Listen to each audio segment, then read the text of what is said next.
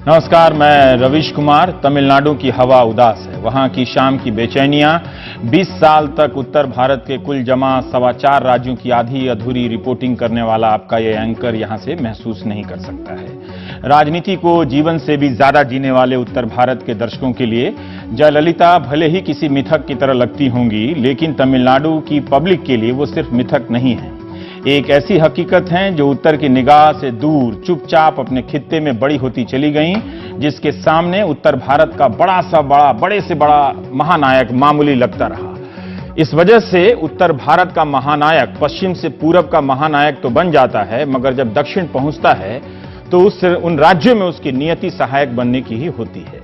चेन्नई से आने वाली हर तस्वीर यही बता रही है कि कोई उनके दिलों पर राज करता है। यह महज कोरी भावुकता नहीं है, हम सबको भावुकता लग सकती है, लेकिन भावुकता क्षणिक होती है, राजनीति में थोड़ी लंबी हो जाती है।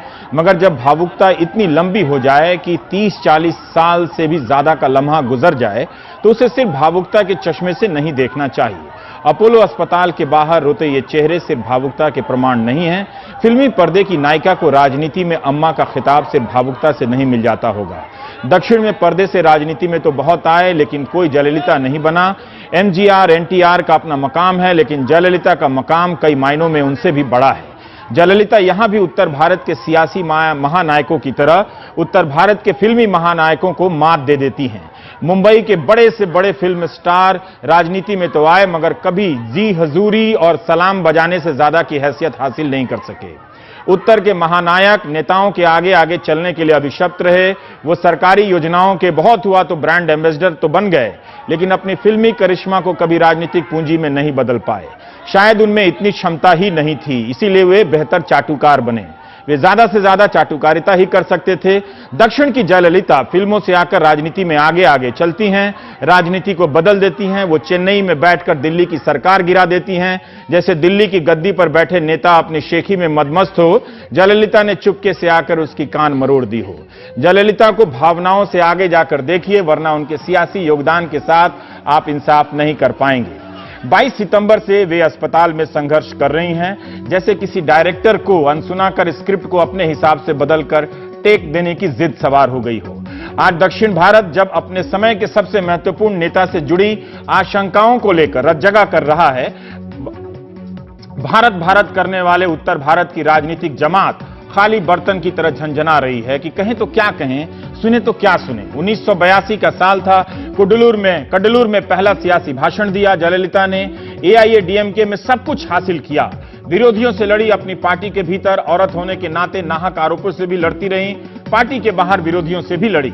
34 साल तक 235 विधानसभा वाली तमिलनाडु की राजनीति में 5 बार चुनाव जीतना आसान नहीं रहा होगा। 2014 में जब उत्तर भारत का मीडिया अखिल भारतीय मोदी लहर का उद्घोष कर रहा था, तब अरब सागर के किनारे वाले इस राज्य तमिलनाडु की 39 सांसदों पर जया की बयार चल रही थी। 39 में से 37 सीटों पर एआईएडीएमके की जीत हासिल करती है।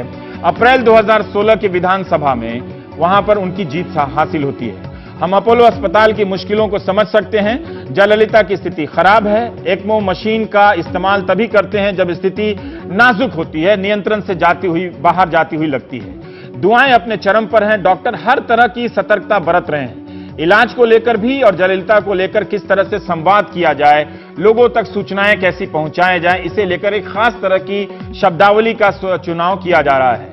लंदन के डॉक्टर से भी बात की जा रही है, एम्स के डॉक्टर भी जा रहे हैं। हम समझ सकते हैं कि इस वक्त सबके लिए कितना मुश्किल है। जज्बातों के बवंडर के सामने खड़े होकर मेडिकल ड्यूटी पूरा करना, उसे उस रूप में रख देना, अपनी सीमाओं के साथ उनके सामने किसी अपराधी की तरह बाहर आने का डर कितना भयावह होगा एक डॉक्टर के भीतर। आप कल्पना कीजिए जयललिता के आसपास जमा डॉक्टरों पर क्या गुजर रही होगी। उनसे आज भगवान होने की उम्मीद की जा रही है, मगर उन्हें तो यही पढ़ाया गया है कि डॉक्टर भगवान नहीं होता, वो तो बस इलाज करता है, बचाता कोई और है। हम खबर नवीसों के लिए भी चुनौती है कि सही खबर क्या हो, कब हो, थोड़ी रुक कर खबर दी जाए या पहले देने की होड़ में हम उन लाखों लोगों के जज्बातों को कुरेद दें, कुचल दें, जो पहले से ही बेचैन है, अपने काबू में नहीं है। होना तो यही चाहिए कि खबर पेश करने और उसे सुनने के बीच भावनाओं की कोई सीमा ना हो, मगर कई बार आपको ख्याल करना पड़ता है। रतलाम, सीकर, जालौन, बनारस, भागलपुर, रेवाड़ी, चंबा, कुल्लू के दर्शक आज तमिलनाडु के जिलों में पसरी उदासी को कैसे महसूस करेंगे। उनका एंकर तो कभी जयललिता से मिला तक नहीं, तमिल राजनीति के चुनावों को कभी छूकर भी नहीं देखा। वो पैदा होती हैं कर्नाटक में, लेकिन तमिलनाडु आकर कह देती हैं कि मैं कन्नडिगा नहीं, तमिल हूं। बचपन का अम्मू नाम था उनका, बाद में अम्मा बन गई। वकील डॉक्टर बनना चाहती थी, मां फिल्मों में ले गई। फिल्मों से राजनीति में अजय बन जाती हैं जयललिता। राजनीति को हमेशा सूखी आलोचनाओं और नारों से मत देखिए। जयललिता के लिए यह लगाव हार्वर्ड से दिल्ली आकर राजनीतिक दलों के मुख्यालयों के पीछे वाले कमरे में ट्विटर संभाल रहे मैनेजरों की देन नहीं है। उनकी पार्टी का ट्विटर हैंडल तो फरवरी 2014 में बना, 39 में से 37 लोकसभा सीटें जीती। आप उस वक्त के दिल्ली से निकलने वाले तमाम अखबारों का विश्लेषण देखिएगा, जयललिता और नवीन पटनायक के बारे में 2 लाइन भी ठीक से नहीं मिलेगी आपको। नवीन पटनायक ने 2014 के लोकसभा चुनाव में 21 में से 20 सीटों पर जीत हासिल की थी। अब एक सवाल उठता है कि जयललिता और नवीन पटनायक से अपने गढ़ में राष्ट्रीय दलों का वर्चस्व तो तोड़ दिया इन लोगों ने, लेकिन वे दिल्ली को पश्चिम और उत्तर भारत के राजनीतिक दबदबे से क्यों नहीं मुक्त कर सके, जबकि भारत को बहुत जरूरत है कि अब कोई नेता दक्षिण या दूसरे छोर से उभर कर आए, पूर्वोत्तर से आए। उत्तर के दबदबे ने इस देश की राजनीति का बहुत ही निर्मम एक तरह से कबाड़ा किया है। दक्षिण के तमाम प्रतिभाशाली नेता अपनी दावेदारी उत्तर भारत के बीच क्यों नहीं कर सके। 1984 में जयललिता राज्यसभा की सदस्य बनकर दिल्ली आई। जयललिता ने कांशी राम की तरह किसी मायावती का चुनाव क्यों नहीं किया? क्या उन्होंने एआईएडीएमके की नियति को उसके सहारे छोड़ना ठीक समझा? एमजीआर भी तो किसी जयललिता को विरासत सौंपकर नहीं गए थे। जयललिता की राजनीतिक कामयाबी और मुख्यमंत्री के रूप में उनके कार्यकाल को कैसे याद किया जाए? उत्तर भारत के लोग कैसे जाने कि तमिलनाडु की इस राजनेता ने सत्ता में आकर राज्य को कैसे बदला और राजनीतिक दल में अपनी हैसियत कैसे बनाई? 1989 में तमिलनाडु विधानसभा में जयललिता के साथ मारपीट होती है। वे फटी साड़ी पहनकर बाहर आती हैं और कहती हैं कि मुख्यमंत्री बनकर ही सदन में लौटेंगी। 5 बार मुख्यमंत्री बनी। 1991 में जयललिता कांग्रेस से मिलकर 234 में से 225 सीटें जीतती हैं। ठीक 4 साल बाद 2 जून 1995 में उत्तर प्रदेश की राजधानी लखनऊ के गेस्ट हाउस में मायावती के साथ मारपीट की घटना होती है। यूपी ने मायावती को 4 बार मुख्यमंत्री बनाया। हमला ममता बनर्जी के साथ भी होता है, उन पर भी होता है। बंगाल ने दूसरी बार ममता को कमान सौंप दी। उत्तर भारत के लोग भक्त के बारे में जानते हैं। भक्त उत्तर भारत की राजनीति का वो नया तत्व है जिसका नाम तो भक्त है मगर संस्कार भक्त के नहीं है। उसकी भाषा गालियों की है, अंध समर्थन की है, मारने पीटने की है, मूर्खता की है। भक्त होना सियासत में नेता का बाहुबली बनना हो गया है, गुंडे का नया नाम है। लेकिन दक्षिण भारत में नेताओं की इस भक्ति को कैसे समझा जाए? क्या तस्वीरों में दिख रहे रोते बिलखते लोग सिर्फ समर्थक कहे जा सकते हैं? समर्थक के पीछे के लोग कौन हैं? क्या हम जान सकेंगे जयललिता ने सोशल मीडिया के सहारे इन्हें कोरा भक्त बनाया या इनकी जिंदगी बदल दी और ये जया को समर्पित हो गए? क्या है, कौन है ये लोग, हम बात करेंगे। आज हमारे साथ 2 वरिष्ठ पत्रकार हैं, उर्मिलेश और अरुणाचलम वैद्यनाथन। अरुणाचल वैद्या, मैं आपसे यही जानना चाहता हूं कि हम इन तस्वीरों में देख रहे हैं और जब न्यूज रूम में या अपने साथी पत्रकारों से पूछते हैं तो लोग कहते हैं कि नहीं, वहां एक फिल्मी तत्व है, हीरो बनाने का तत्व है। जैसे वो रजनीकांत के फैन होते हैं वैसे वो जयललिता के फैन हैं। लेकिन ये लोग कौन लोग हैं जो इतनी देर से यहां पर खड़े हैं, रो रहे हैं और रो भी नहीं रहे हैं, लग रहा है कि अपने काबू से बाहर हैं, वो अपने काबू में नहीं है। ये वो लोग हैं जो जयललिता की जो स्कीम्स है, हाँ। जैसे अम्मा कैंटीन आपने ले लिया, हाँ। 1 रुपए की आपको इडली मिलेगा। सो आप कहीं भी चेन्नई में चले जाइए, कहीं भी चले जाइए, आप ऑटो में जाइए, ऑटो ड्राइवर से पूछिए, ऑटो ड्राइवर सब यहीं से लेते हैं। जो 2 बजे तक काम करते हैं टैक्सी ड्राइवर, रात की रोटी यहीं से खरीदते हैं 8 बजे और रात को 12 बजे तक खाते हैं। कहते हैं बहुत कम रेट है। एक तो स्कीम से, दूसरा हर घर में इन्होंने, एक्चुअली आपको पता है कि तमिलनाडु में जो फ्री बीज कहते हैं, जो फ्री में देते हैं, डीएमके ने शुरू किया, फिर उसके बाद एडीएमके ने भी शुरू किया। लेकिन बात यही है, ये इतना रिलेशन, इतना गहरा रिश्ता कैसे बना है एक नेता के प्रति? मतलब इतना एक जुनून से हद से जाकर कोई लोग रात से नहीं सोया है, रो ही रहे हैं, और जो लोग वहां नहीं हैं वो भी उसी तरह से बेचैन और परेशान हैं।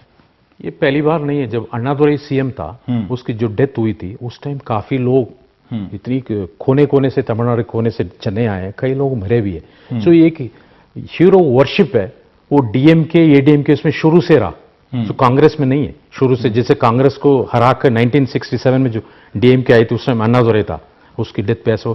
एमजीआर को देखिए, एमजीआर की फिल्म जो अन्नादुरई भी है, फिल्म के साथ जुड़ा हुआ, एमजीआर भी, करुणानिधि भी और जयललिता भी। सो फिल्म और पॉलिटिक्स तमिलनाडु में दोनों मिक्स किया हुआ और साथ ही इमोशन भी।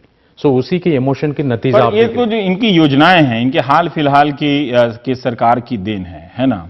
हम थोड़ा सा जानना चाहते हैं कि जब जयललिता हम एक मास लीडर के रूप में उनको देखते हैं, पर वो प्रशासक कैसी हैं, माने उन्होंने अपने राज्य को कैसे बदला है? मतलब वो कभी दिल्ली आकर अपने राज्य का बहुत प्रचार नहीं करती हैं, बहुत दावेदारी नहीं करती हैं, ऐसा लगता है। हो सकता है कि जब वो करती होंगी तो हम उत्तर भारतीय लोग नजर भी नहीं डालते होंगे, तो ये भी हो सकता है। पहली बात यही है, जयललिता कोई फैमिली नहीं है, एक्सेप्ट शशिकला उसकी जो दोस्त है। सो जो अब नहीं है दोस्त, मतलब नहीं, अभी भी दोस्त है, उसी के साथ ही रहती है। तो पूरा जो पार्टी है आगे चलकर उसी के पीछे रहेगा, वो अलग बात है, वो बाद में बात करेंगे। अभी लोग तो, अब करुणानिधि को ले लीजिए, करुणानिधि की लड़का, पूरी फैमिली, सन इन लॉ, सबकी जो पार्टी से पोस्ट है, जब मिनिस्टर भी थे। लेकिन जयललिता में ऐसा नहीं है। सो दूसरा, जो डीएमके के हमेशा उन्होंने करप्ट पार्टी, एमजीआर ने एक बार कह दिया कि वो बिल्कुल करप्ट पार्टी है, लोगों ने बिल्कुल मान लिया। सो अभी भी वो चलता आ रहा, डीएमके जितना भी अच्छा करे, फिर भी जयललिता का रेट ज्यादा चलता है, बिल्कुल ज्यादा। हाँ, तो दूसरी बात ऐसा है, जो जयललिता के पीरियड में जो आपकी जो आईएएस आईपीएस ऑफिसर से बहुत डरते हैं जयललिता से, ये 1 मिनट में बदल देती है। लेकिन करुणानिधि को उसमें ऐसा नहीं है। आईएएस ऑफिसर्स करप्शन भी चलता है, लेकिन इनके सामने जो पावर है इनका, जो सब डरते हैं, वो जयललिता के पास ज्यादा वो। उर्मिलेश, आजकल बात होती है कि हिंदुस्तान की राजनीति पर्सनालिटी ओरिएंटेड हो गई है। दरअसल देखा जाए तो हिंदुस्तान की राजनीति वैसे ही है, अगर अलग अलग राज्यों में अलग अलग नेताओं के उभार और उनके वर्चस्व को देखें। आप जयललिता को किस तरह से परिभाषित करना चाहेंगे, मतलब जिससे हम लोग भी कुछ और समझें इन तस्वीरों में, इन भावुकता के अलावा भी, कि ये सब सोशल मीडिया के कोई देन नहीं है, मतलब ये उस वर्चुअल वर्ल्ड से पहले की रिश्तेदारी लगती है, जब हमारा ध्यान उस तरफ जाता भी नहीं है। आमतौर पे वो जीतती हैं, हारती हैं, इसके अलावा और किसको सपोर्ट करती हैं, इन 3 बातों के अलावा उत्तर भारतीय राष्ट्रीय मीडिया का तो ध्यान जाता भी नहीं है जयललिता या नवीन पटनायक की तरफ। देखिए, एक हिंदी जर्नलिस्ट के तौर पे मैंने साउथ इंडिया के जितने महत्वपूर्ण स्टेट्स हैं उनको लगभग कवर किया, लेकिन सबसे अधिक मैंने केरल और आंध्र प्रदेश को कवर किया। उसके बाद तमिलनाडु कर्नाटक का नंबर आता है, साथ में कश्मीर को मैंने कवर किया। मैंने एक चीज इन चारों स्टेट्स में पाई जो बड़ी दिलचस्प है। कश्मीर तो बिल्कुल ऊपर का है सूबा, वो दक्षिण के सूबे हैं, कि खासकर तमिलनाडु और कश्मीर, ये तुलना बड़ी विचित्र लग सकती है हमारे आपके श्रोताओं को और दर्शकों को, लेकिन शेख मोहम्मद अब्दुल्ला के जमाने का कश्मीर और अन्नादुरई जिनका इन्होंने जिक्र किया, या उसके पहले आप पेरियार आंदोलन से जुड़े लोगों को ले लीजिए, सबको एक कमाल का, एक चमत्कारिक जन कनेक्ट, लोगों से पीपुल्स कनेक्ट, ये अपने आप में बेमिसाल रहा है।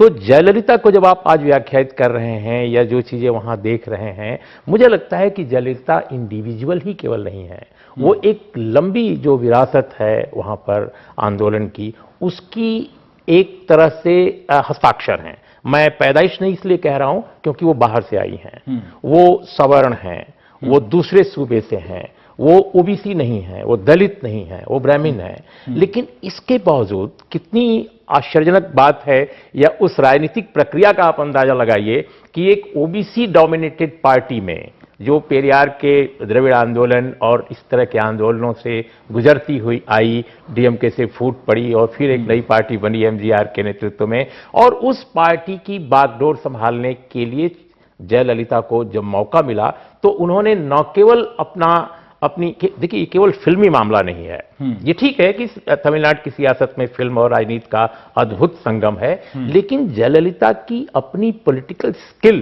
को भी नजरअंदाज हम नहीं कर सकते कि किस तरह उन्होंने ऐसे समुदायों के द्वारा वर्चस्व वाली पार्टी में अपना एक छत्र नेतृत्व स्थापित किया। और दिलचस्प बात यह है कि जिस तरह शेख मोहम्मद अब्दुल्ला ने लैंड रिफॉर्म्स के जरिए अपनी राजनीति को स्थापित किया था, जब आपको जानकर आश्चर्य होगा, मैं तो चाहता हूं, मैं ये नहीं कह रहा हूं कि ऐसी कोई दुर्घटना या ऐसा दुर्योग कोई हो, हम चाहते हैं, हम सब लोग चाहते हैं कि जयललिता जी कल सुबह या परसों सुबह अस्पताल से सकुशल आएं, लेकिन शेख मोहम्मद अब्दुल्ला के प्रति वो जब बीमार पड़े अस्पताल, मुझे वो भी घटना याद है कि किस तरह जन सैलाब उमड़ पड़ा था। और आपको बताऊं, जब उनका जनाजा निकला था तो झेलम में पानी नहीं दिखाई दे रहा था, सिर्फ नावें दिखाई दे रही थी और लाल झंडे। नेशनल कॉन्फ्रेंस का झंडा लाल है।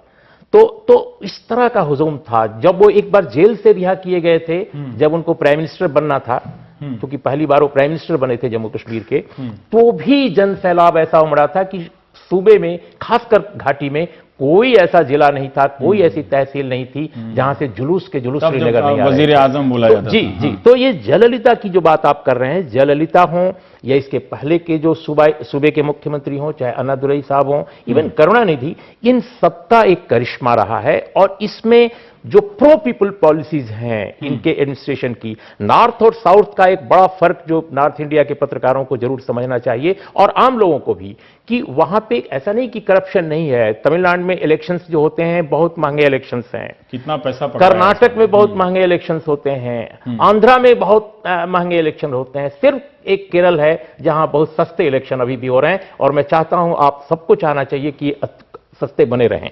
लेकिन हमारा यह कहना है कि इसके बावजूद वहां पर जनता को महसूस नहीं होता है कि उसके एडमिनिस्ट्रेशन, उसकी सरकार उसके लिए कुछ नहीं कर रही है, क्योंकि वाकई बहुत करती है सरकार। और उत्तर भारत में सरकारें काम ही नहीं करती हैं, जो काम करती हैं उससे ज्यादा वो शोर मचाती हैं अपने उपलब्धियों की। तो ये बात है, जैसे हम बहुत पहले जब तमिलनाडु गए, बिल्कुल संक्षेप में, तो बहुत सस्ता, जैसे अब ये कह रहे हैं कि अन्ना कैंटीन वगैरह, वहां तो जनरली भी जब कैंटीन, अम्मा कैंटीन नहीं थी, तो भी खाने पीने की चीजें इतनी सस्ती थी कि चवन्नी अठन्नी हमने इस्तेमाल किया था चेन्नई जब पहली बार हम गए थे। बहुत शुद्ध भी, हाइजीनिक भी है। जी हाँ, कॉफी इतनी सस्ती थी, खाना इतना सस्ता था।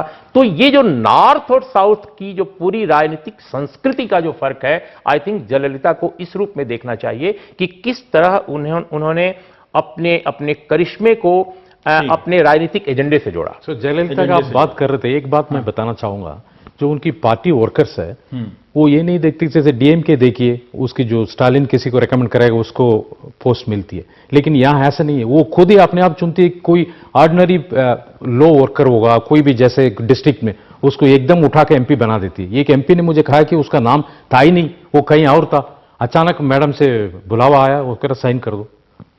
ऐसे इसलिए पार्टी इतनी लॉयल है, इसी के कारण है, क्योंकि आप अपना काम कीजिए, अचानक आपको। हम ऐसे समझें कि ठीक है कि शीर्ष पे, टॉप पे जयललिता हैं, मगर पार्टी के ढांचों में उन्होंने, मतलब जिस तरह के बाकी दलों में रिश्तेदार भरे हुए हैं, वैसा नहीं होने दिया। बिल्कुल बिल्कुल। किसी को भी उठाकर बनाया और उसको एमपी बनाया या एमएलए बनाया, मिनिस्टर भी। तो मैं यही जानना चाहता हूं कि क्या जयललिता ने पार्टी के भीतर, मतलब इस तरह का सामाजिक बदलाव किया? क्या सामाजिक बदलाव मतलब? सोशल चेंज, जैसे आप कह रहे हैं कि गरीब को किसी को उठा के जाने को, या एक दो उदाहरण है, या ऐसा उन्होंने बार बार किया?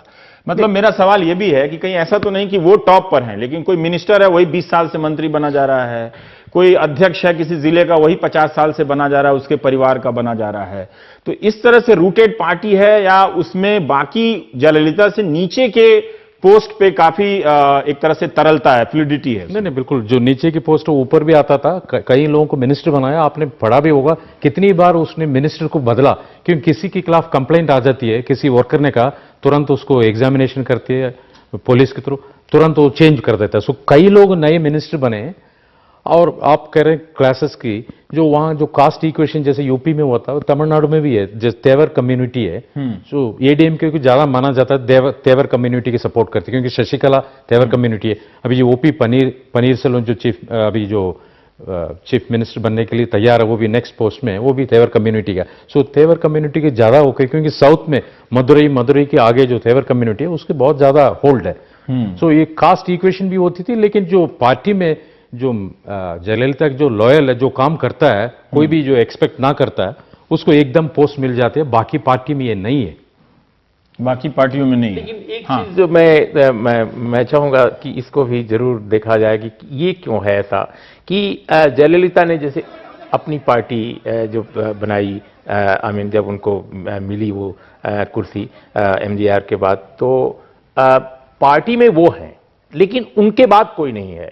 पार्टी में जैसे एक होता है executive committee, politburo, central committee, कोई भी, तो नाम के लिए कमेटियां हैं, लेकिन उन कमेटियों में उन्हीं का ऐसे रीड लोग चलता है। नहीं हैं जो जिनको आप कह सकें कि वो तमिलनाडु के बारे में, देश की राजनीति के बारे में, दुनिया की राजनीति के बारे में या उनके बाद मतलब कुछ हैसियत या हस्ती पार्टी रखते हैं। में ऐसे ही होता है। विजनरी लीडर का बिल्कुल अभाव है। और यही कारण है कि मैं समझता हूं कि जयललिता जी के बाद कभी भी कोई जब आएगा तो उसके सामने बहुत बड़ा संकट होगा। उसको एक्सेप्टेबिलिटी, इस मामले में हम उत्तर से लेकर दक्षिण तक बराबर हैं कि हम पार्टियों के भीतर लोकतंत्र नहीं खोजते हैं, है ना। हम मतदाता हैं, बहुत सस्ते में छूट जाते हैं, कौन बनेगा मुख्यमंत्री, कौन बनेगा प्रधानमंत्री, और ट्विटर कैंपेन देख लेते हैं। लेकिन उसके बाद में पार्टी के ढांचे में नेतृत्व स्वाभाविक रूप से कैसे उभरे, इसलिए आप देखते हैं कि लोकसभा में परिवारों का या फिर औद्योगिक घरानों का वर्चस्व बनता चला जाता है। तो सब तो आज की चर्चा से नहीं बदलेगा, और ना आपकी दिलचस्पी है इसमें, यह भी मुझे पता है। तो एक ब्रेक ले लेते हैं, फिर हम बात करते हैं जयललिता के बारे में।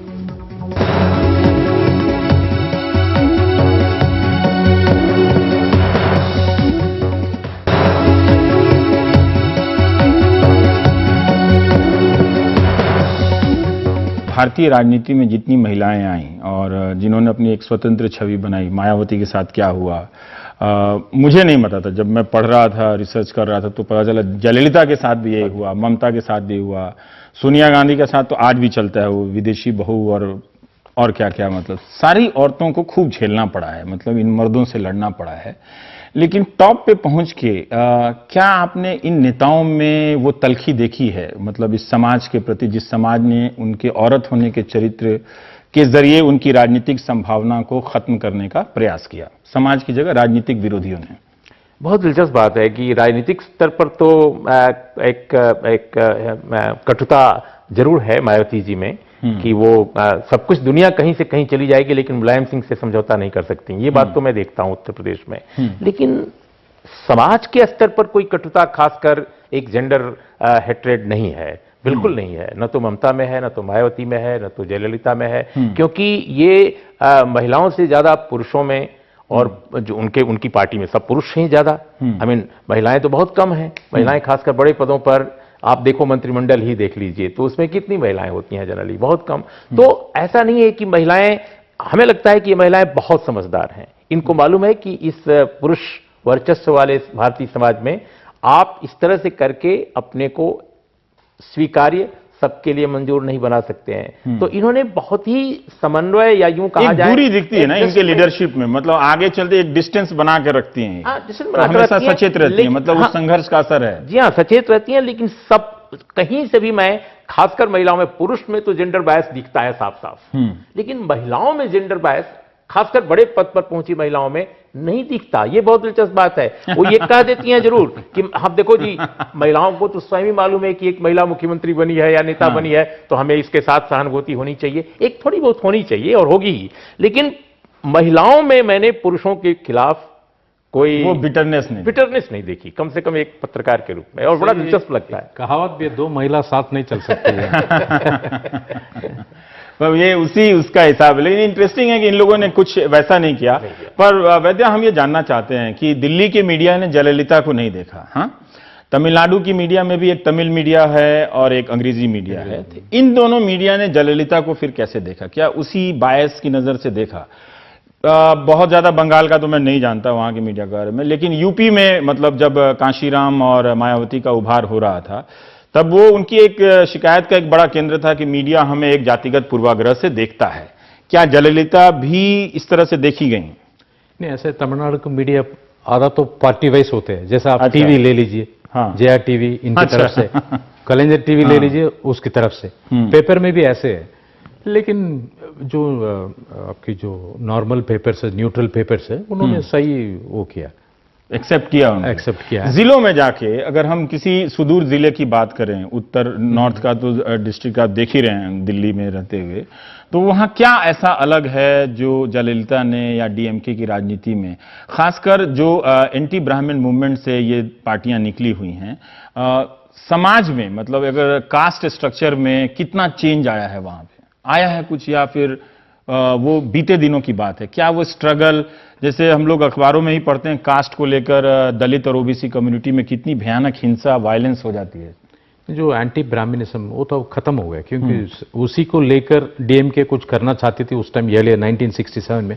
अब तो वो खत्म हो गया। जो आप बात कर रहे हैं दलित और ओबीसी का, वो अभी भी मदुरई डिस्ट्रिक्ट जो तेवर जो कम्युनिटी बताया वो ओबीसी है। दलित ये दोनों साथ बहुत दिक्कतें होती है, कई जगह दंगे भी हो जाते हैं। अब 2 मिनट है, मैं आप दोनों से जानना चाहता हूं, आपकी नजर में और आपकी नजर में क्या उत्तर भारत के नेता दक्षिण भारत के नेता से किस मामले में अलग होते हैं? सवाल पूछने के पीछे मेरे दिमाग में एक सामंती चरित्र भी है।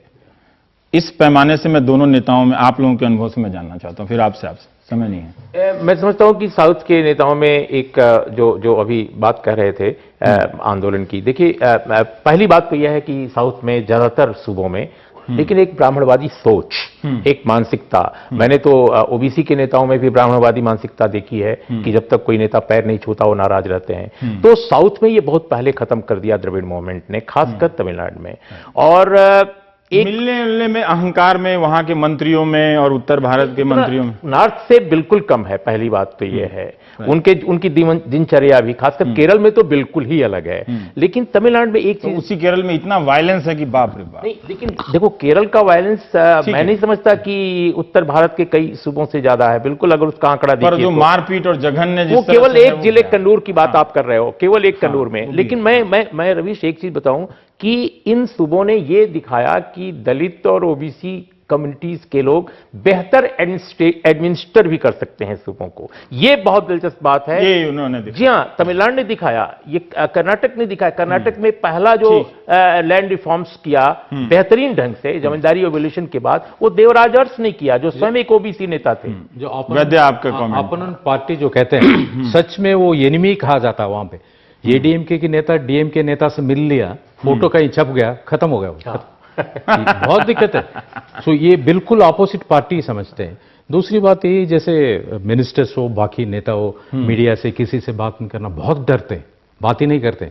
डीएमके में फिर भी थोड़ा बहुत बात कर लेते, ये डीएमके में कोई भी ऑफ द रिकॉर्ड भी बोलेगा वो बिल्कुल आपको 22 या 20 साल से जानता हो, नहीं तो बिल्कुल नहीं। यहां भी जो एमपीज हैं बात करते हैं, वो बाद में डरते हैं कि ये कहीं ना कहीं मैडम की चले जाएं, फिर बहुत दिक्कत होगी। खाते पीते हैं साथ, बातचीत नहीं करते। खाते पीते हैं लेकिन बातचीत नहीं करते। तो यहाँ डीएमके एमपी से हाथ भी नहीं मिलाते हैं, सोचते हैं क्योंकि कहीं देख लिया, किसी ने मैडम को बोल दिया, बहुत दिक्कत है।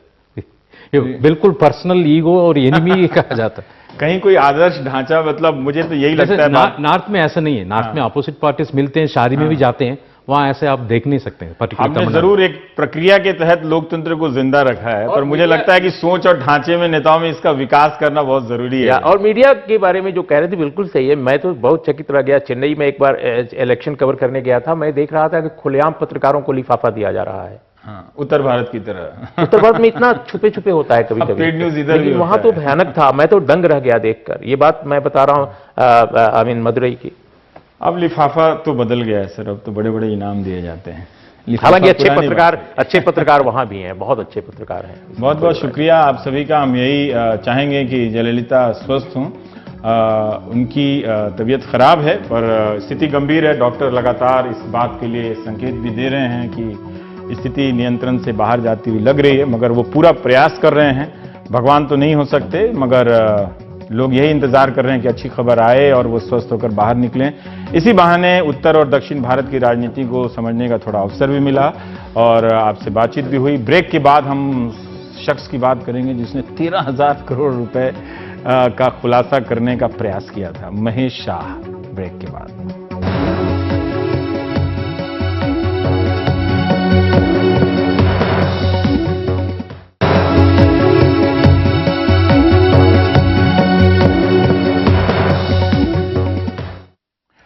भारत सरकार ने सभी सरकारी महकमों को निर्देश जारी किया है कि 5,000 से ऊपर के सभी भुगतान ई पेमेंट में किए जाएं।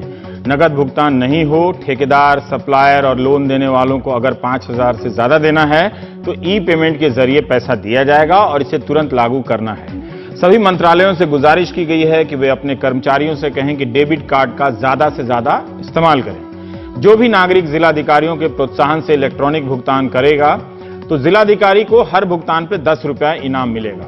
इसके लिए नीति आयोग हर जिलाधिकारी को 5 लाख रुपए का अतिरिक्त फंड जारी करने वाला है। सबसे अच्छा काम करने वाले 10 जिले के जिलों को डिजिटल पेमेंट चैंपियनशिप अवार्ड मिलेगा। तो चैंपियनशिप भी लॉन्च हो गई है। पत्र सूचना कार्यालय पीआईबी की तरफ से एक प्रश्नोत्तरी जारी की गई है, जिसे पढ़कर आपको डेबिट कार्ड के फायदों के बारे में समझ आएगा, सवाल जवाब के जरिए। समाचार एजेंसी पीटीआई के अनुसार 1 अप्रैल से सभी सीनियर सिटीजन को आधार नंबर देना होगा, तभी उन्हें ट्रेन टिकट के लिए मिलने वाली रियायतें हासिल होंगी। दिल्ली में एक्सिस बैंक के 2 मैनेजर को पकड़ा गया है। इन पर 40 करोड़ रुपए काला धन को सफेद करने के आरोप हैं। रिश्वत में मैनेजर ने सोने की एक सिल्ली ले ली, ईंट, ब्रिक जिसे लखनऊ से बरामद किया गया। मैनेजर ने कुछ लोगों का पैसा 3 कंपनियों के खातों से आरटीजीएस कर दिया। पैसा ज्वेलर के खाते में गया और सोना खरीदा गया। बाद में सोना बेचा गया, लेकिन पकड़ा गए तो कहानी खत्म। मुंबई और अहमदाबाद से 2 लाख करोड़ और 13,000 करोड़ के खुलासे की खबर आई थी। ये खबर उस योजना से जुड़ी थी जिसके तहत 30 सितंबर तक अघोषित आय को घोषित करना था। सरकार ने पहले ही इन दोनों रकम को अपने 65,000 के दावे में शामिल नहीं किया था, इसलिए इस 65,000 में से इसे माइनस मत कीजिए, तो ज्यादा हो जाएगा। आयकर विभाग को शुरू से संदेह था और जांच भी हो रही थी। अहमदाबाद के महेश शाह की भी जांच हो रही है। इन दोनों की आमदनी इतनी तो नहीं कि 1000 करोड़ का खुलासा कर सकें, लेकिन फिर क्यों किया, कहां से पैसा आया, कौन थे इनके पीछे, राजीव पाठक की रिपोर्ट। काले पैसे को बाहर लाने से जुड़ी केंद्र सरकार की इनकम डिस्क्लोजर स्कीम के तहत घोषणा की मियाद 30 सितंबर की आधी रात 12 बजे खत्म हो रही थी, लेकिन 12 बजने से कुछ ही मिनट पहले अहमदाबाद के आयकर विभाग के दफ्तर में एक शख्स अपने चार्टर्ड अकाउंटेंट के साथ पहुंचा। उसने चीफ कमिश्नर को बताया कि उसे 13,800 करोड़ रुपए काला धन कैश में डिक्लेयर करना है। अधिकारी चौंक गए। यह अनजान आदमी कौन है, न कभी देखा न सुना, इसके पास इतना पैसा आया कहां से। अधिकारियों के दिमाग में बस यही सवाल कौंध रहे थे, लेकिन उन्हें लगा कि बड़ा पैसा सरकार के खजाने में लाने का इससे बड़ा मौका कहां मिलेगा, ऊपर से क्रेडिट अलग मिलेगा। करीब 1 महीने तक की रहस्यमयी चुप्पी के बाद आयकर विभाग ने महेश शाह की घोषणा को मंजूरी दे दी। स्कीम के तहत 45% टैक्स के तौर पर 6,237 करोड़ रुपए भरने का खाका तय किया गया। टैक्स का 25% यानी 1,560 करोड़ रुपए 30 नवंबर से पहले भरना तय हुआ। 25% 31 मार्च 2017 तक और बाकी 50% सितंबर 2017 तक। सब कुछ बड़े ही गोपनीय तरीके से चल रहा था कि अचानक 21 नवंबर को गुजरात की एक न्यूज वेबसाइट ने खबर चलाई। गुजरात के एक बड़े नेता ने आईडीएस के तहत 13,000 करोड़ से ज्यादा काला पैसा होने की घोषणा की। इसी खबर के बाद सुगबुगाहट शुरू हो गई कि वो शख्स आखिर है कौन। ये जानकारी मिली कि आईडीएस स्कीम के तहत गुजरात के एक व्यक्ति ने 13,000 करोड़ रुपया डिस्क्लोज किया है। हालांकि तब मेरे पास ये नाम नहीं था कि आईडीएस में डिस्क्लोजर करने वाला व्यक्ति कौन है, लेकिन मुझे ये सूत्रों से जानकारी यही मिली थी कि जिसने भी ये डिस्क्लोज किया है ये डमी आदमी है। हालांकि इसके पीछे बड़े राजनेता होने की संभावना रही हुई है और यही जानकारी के आधार पर मैंने 21 नवंबर को meranews.com में ये खबर चलाई थी। सूत्रों के जरिए बाहर आई खबर के बाद अचानक 28 नवंबर को आयकर विभाग ने खुलासे को खारिज कर दिया। दावा करने वाले व्यक्ति महेश शाह और उसके चार्टर्ड अकाउंटेंट के यहां विभाग ने तलाशी ली। 29 और 30 नवंबर को सर्च के बाद 1 दिसंबर को पहला चार्टर्ड अकाउंटेंट सामने आया। He is not a very educated person, but he is a very intelligent person. Educated तो खाली आई थिंक 10-11 दौरान ही पास है, लेकिन बहुत इंटेलिजेंट पर्सन है, सुपर इंटेलिजेंट, और ये मैं बता सकता हूँ। और he had very good contacts and very big dealings everywhere, wherever he would deal with very big dealings. So I had no reason to doubt his credentials. Mahesh Shah का नाम सामने आया, लेकिन वो खुद गायब हो गया। उसकी तस्वीरें भी सामने आई, उसके घर के बारे में जानकारियां भी। पता चला कि महेश शाह अहमदाबाद के जोधपुर इलाके में एक सामान्य सी कॉलोनी में एक 3 बेडरूम के फ्लैट में रहता है। पड़ोसियों ने बताया कि उसकी लाइफस्टाइल भी सामान्य ही थी, अमीरों जैसे हाव भाव या जीवन शैली कभी देखी नहीं। लेकिन पैसे के ऐलान की बात से पड़ोसी भी हैरान थे। महेश शाह का एक बेटा और एक बेटी है। पत्नी लंबे समय से बीमार है। खुद महेश शाह सामने नहीं आया, लेकिन उसका बेटा बचाव में दिखा। कहा पिता भगोड़े नहीं हैं, जल्द ही सामने आएंगे। आदमी अपनी फैमिली को रख के घर बार छोड़ के कोई लापता होता नहीं है कभी, बराबर, यानी वो लापता नहीं है। कहाँ है मुझे नहीं पता, अभी वो आएंगे तो आप उनसे सवाल कर लीजिएगा। महेश शाह के नाम का पहली बार खुलासा करने वाले एक स्थानीय चैनल के संपादक दीपक रजानी पूरी कहानी बताते हैं कि कैसे उनको जानकारियां मिलती रहीं। पिछले 5-7 दिन से हम इस पे काम कर रहे थे कि कोई बड़ा डिक्लेरेशन इनकम टैक्स पे हुआ है और हमारे पास इंफॉर्मेशन थी, लेकिन हम बहुत ही चौकसाई से गए और सोचा कि भाई कोई भी एक खबर दिखाना है तो उसके डेप्थ में जाना चाहिए। तो जो बातें सामने आई वो इनकम टैक्स से हमने बिल्कुल वेरिफिकेशन किया। हमारे पास वो आदमी का नाम भी था, लेकिन जो आईडीएस का जो रूल्स था उस हिसाब हमने जब पहली स्टोरी की तब हमने ये बताया कि गुजरात के एक आदमी ने 13,860 करोड़ का डिक्लेयर किया है और उसने पहला इंस्टॉलमेंट नहीं भरा है। लेकिन जब जब हमारी तफ्तीश आगे बढ़ती गई तब तक और खुलासे होते गए और जब हमको पता चला कि आईडीएस कैंसिल हो गया है तब हमने उनका नाम डिक्लेयर करके स्टोरी जो हमने पहले एक धमाके से चलाई थी उस स्टोरी को बहुत ही अच्छी तरह से आगे बढ़ाया। जो तरह तरह की सोशल मीडियाज हैं उसमें चेक किया, देखा कि महेश शाह नाम का कितने आदमी हैं, एक एक करके बाद हम उसकी सारी प्रोफाइल चेक करते गए। फिर उनके 2 मोबाइल नंबर मिले। अच्छा, मोबाइल से हमने उसका कांटेक्ट करने की कोशिश की तो मोबाइल दोनों उसके स्विच ऑफ आए। उसके बाद हमने ट्रू कॉलर में दोनों मोबाइल नंबर को डाला तो पता चला कि एक मोबाइल नंबर महेश शाह का था। फिर हमने चेक किया कि जो महेश शाह हमको ढूंढ रहे थे वो हमको फेसबुक में मिल गए। वहां से हमने उसकी फोटो निकाली। उस दौरान उनके एक दोस्त ने हमको बताया कि वो जोधपुर 4 रास्ता पे मंगल अपार्टमेंट पे रहते हैं। तो हमने पूरी स्टोरी को एकदम एक के बाद एक रिलीव एकदम एक के बाद एक हमने दिखाने की अच्छी तरह से कोशिश की। हमारे रिपोर्टर को हमने उसके अपार्टमेंट तक पहुंचा दिया। उन्होंने वहां जाके उनके डोर पे बेल लगाई। उसके बाद जो अंदर से जो बात हुई वो रिकॉर्ड कर ली और उसमें भी ईटीवी कामयाब हुआ। एकदम जबरदस्त इन्वेस्टिगेशन जर्नलिज्म करने की हमने कोशिश की और उसमें हम कामयाब हुए। खास बात यह है कि इसी न्यूज पोर्टल के दफ्तर में बीते शनिवार को महेश शाह खुद सामने आ गए। करीब 1 घंटे का इंटरव्यू दिया। अहमदाबाद के एक दोस्त को हमने बताया कि आप सिस्टम से भाग नहीं सकते हो, सिस्टम के पास आना ही पड़ता है। हमारे देश में लॉ बहुत ही स्ट्रांग है, कहां तक वो आदमी फरार रहता रहेगा और उसको भी अपना पक्ष रखना चाहिए। उनके जो नजदीक वाले दोस्त थे वो भी परेशान थे। उन्होंने किसी के थ्रू कांटेक्ट किया और बताया कि ईटीवी ने सही खबर दिखाई है। तो अचानक महेश शाह को लगा कि मुझे मेरा पक्ष रखने के लिए ईटीवी में जाना चाहिए और वो एकाएक यानी कि शनिवार शाम को ईटीवी ऑफिस आ रहा है ऐसा दोपहर को मैसेज आया। हम तो खुश हो गए। फिर कोई न कोई जो उसका दोस्त था उसको नीचे हमारे स्टूडियो तक छोड़ गया। तब उसने शर्त रखी कि पहले मैं उनके संपादक से बात करूंगा, उसके बाद मैं सोचूंगा मुझे क्या करना है। महेश शाह ने इंटरव्यू में आरोप लगाया कि उसे और उसके परिवार को कुछ लोगों से जान का खतरा है। ये भी बताया कि जिस पैसे को सामने लाने का उसने ऐलान किया वो उसका अपना पैसा नहीं था, कुछ नेताओं, बिल्डरों और कारोबारियों का पैसा था जिसे वो कमीशन लेकर सफेद करने वाला था।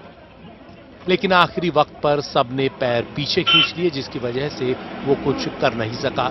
इस इंटरव्यू के फौरन बाद स्टूडियो के बाहर इंतजार कर रही आयकर विभाग की टीम ने महेश शाह को हिरासत में ले लिया।